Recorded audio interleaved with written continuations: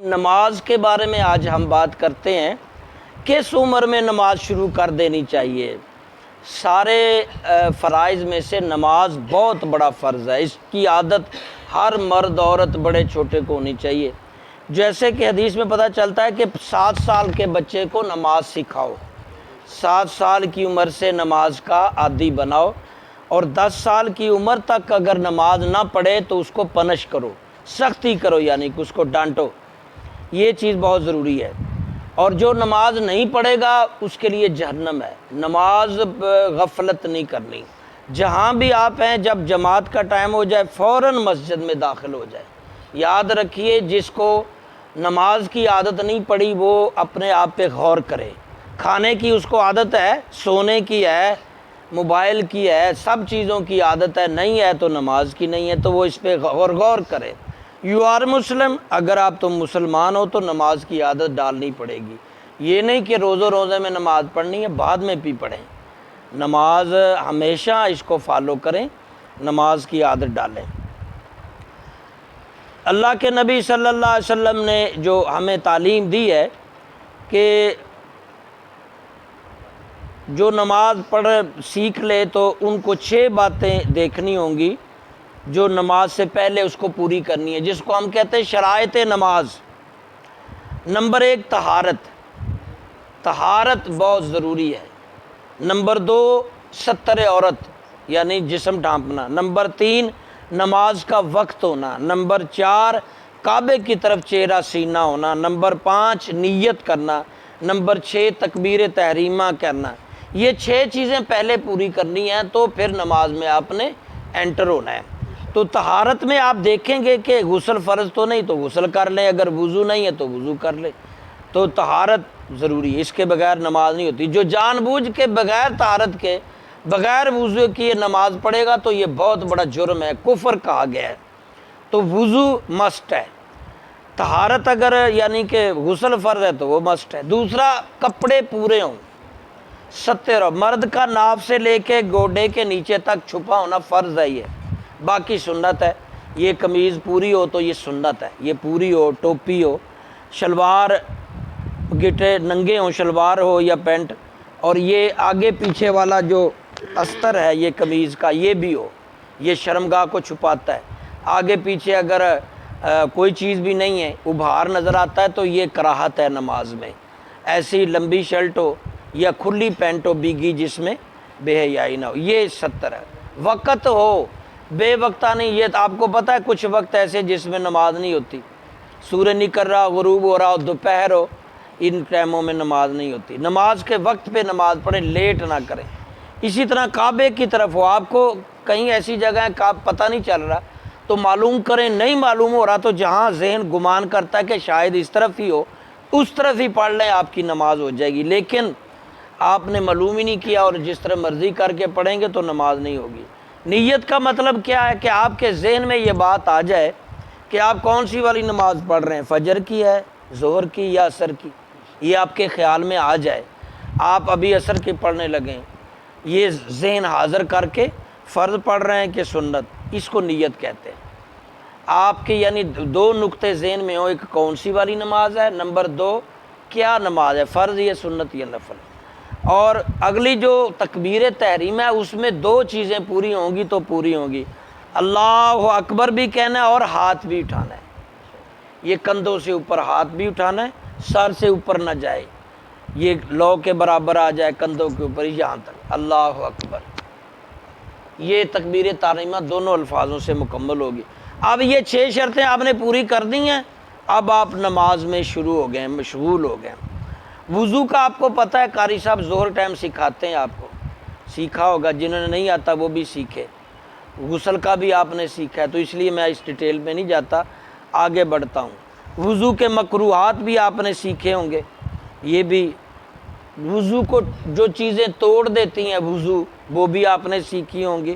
پیشاب پخانے سے ٹوٹتا ہے، ہوا خارج ہو جائے، پیشاب پخانے راستے کچھ بھی خارج ہو جائے، خون بہہ جائے، اسی طرح منی وغیرہ پیپ ریشہ نکل کے خون بہہ جائے، یہ سارے وضو، بے ہوش ہو جائے، یہ سارے وضو کو توڑ دیتے ہیں، دوبارہ وضو کرنا ہوگا۔ غسل میں بھی ہے، جب تک آپ یہ یاد رکھیں وضو غسل میں نیت ضروری ہے. ہماری جیسے نماز میں نیت ضروری ہے کہ ہم سوچ لیں، الفاظوں سے کہہ لیں تو بہتر ہے، نہیں تو سوچ میں تو آئے نا کہ آپ فرض پڑھ رہے ہیں یا سنت اور کون سی والی نماز. اسی طرح وضو کر رہے ہیں یا غسل، یہ بھی نیت ہے. نیت کر کے غسل کریں، نیت پاکیزگی والا غسل کر رہے ہیں یا کون سا سوچ میں ہے، اس حساب سے آپ کو. غسل میں آپ کو پتہ ہے 3 فرض ہے، غرارہ ہے، اپنا چہرہ دھونا ہے اور پورا جسم دھونا ہے. تو اس میں ذہن میں رکھے کہ کوئی حصہ خشک نہ رہے، ایسی جگہوں پہ جہاں انگوٹھی وغیرہ یا کچھ اس کو صاف کریں. ہر چیز خوبصورتی میں میانہ روی ضروری ہے. کوئی بھی چیز ناخن بڑھ جاتے ہیں، گندے ہوتے ہیں، اتار دیں. جسم کے غیر ضروری بال بڑھتے ہیں، شیو وغیرہ کاٹ دیں. غیر ضروری لمبی داڑھی بھی کاٹ دیں. ہر چیز مینج کے اندر رکھیں، خوبصورتی بہت ضروری ہے. آپ کو پتہ ہوگا کہ ان چیزوں سے غسل فرض ہوتا ہے. احتلام آ جائے میاں بیوی کے تعلق سے، اور اسی طرح انزال جو شدت عورتوں کا حیض و نفاس وغیرہ، یہ جو ہے نیا بندہ مسلمان ہو تو بھی غسل کرے. آپ کو یہ بھی پتہ ہونا چاہیے پانی سے ہی غسل ہوتا ہے، وضو ہوتا ہے. لیکن اگر پانی پاک نہ ہو تو پھر نہیں. پانی میں 2-3 چیزیں ہوں گی تو وہ سمجھا جائے گا پاک ہے، 2-3 چیزیں نہیں ہوں گی.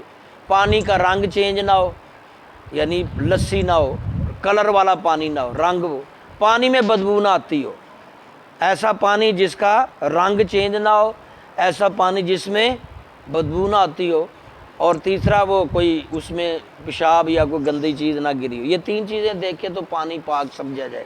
یہ 3 چیزیں نہیں ہوں گی تو اگر پانی نہ ہو، تیمم کا بھی ہمارا حکم ہے. آپ تیمم کی طریقہ بھی سیکھا ہوگا یا سیکھ لیں. جی نیت کر کے دیوار پہ ہاتھ لگائیں، چہرے پہ ملے، دوسری دفعہ ہاتھ لگائیں بازو پہ، بس. یہ آپ نے وضو کی نیت سے کیا تیمم تو وضو ہو گیا. اگر آپ نے غسل کی نیت سے کیا ہے تو یہ تیمم یاد ہو گیا. اور چھوٹی بڑی غلاظتوں کا بھی پتہ ہو. بڑی غلاظت پیشاب پخانہ، الٹی، خون، ریشہ پہ منی، یہ بڑی گندگی ہے. شراب بھی اسی میں شامل ہے، خون بھی، شراب بھی، اور دوسری. اور چھوٹی غلاظت جو نظر نہیں آتی ہے عمومی طور پر، ہاں جی، کچھ گندے جانوروں کا جوٹا ہے، حلال جانوروں کا پیشاب بھی چھوٹی غلاظت میں، اور بھی چھوٹی چھوٹی چیزیں. ان سب کا خیال رکھیں. اگر بڑی غلاظت ہے کپڑے یا جسم پہ چوتھائی حصے تک ہے، بازو ہے نا اس کا چوتھائی حصے تک، تو آپ نے چھوٹی غلاظت میں دھونا ہے پھر نماز پڑھنی ہے. جسم پہ ہے دھونا ہے پھر نماز پڑھنی ہے.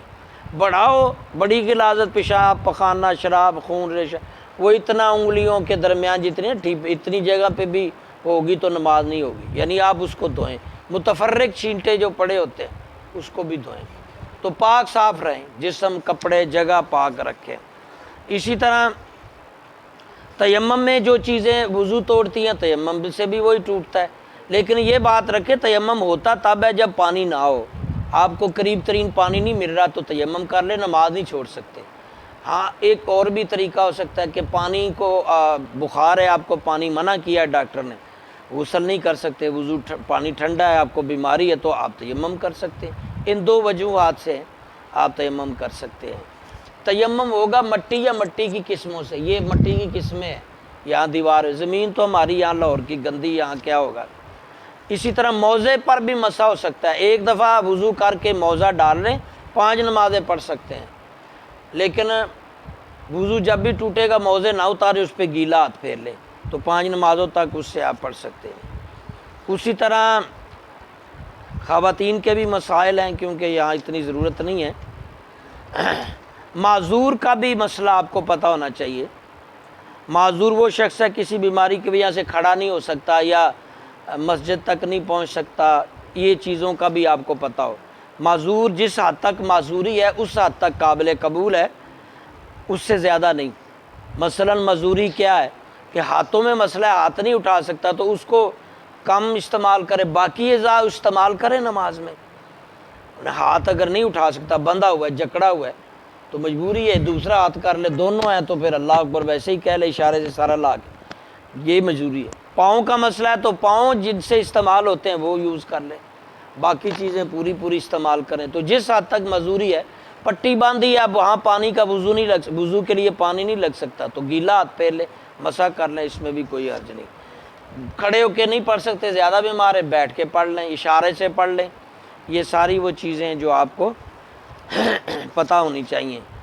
اسی طرح استنجے کا بھی احتیاط کریں، پیشاب پخانے کے وقت قطرے چھینٹے گندے جو ہے نا وہ کپڑوں جسم پر نہ پڑیں، اور یہ احتیاط سے استنجا اچھی طرح سے کریں، غسل وضو اچھی طرح سے کریں۔ اللہ تعالی ہمیں عمل کی توفیق عطا فرمائے۔ یہ میں انشاءاللہ مزید کل گفتگو کریں گے۔ اللہ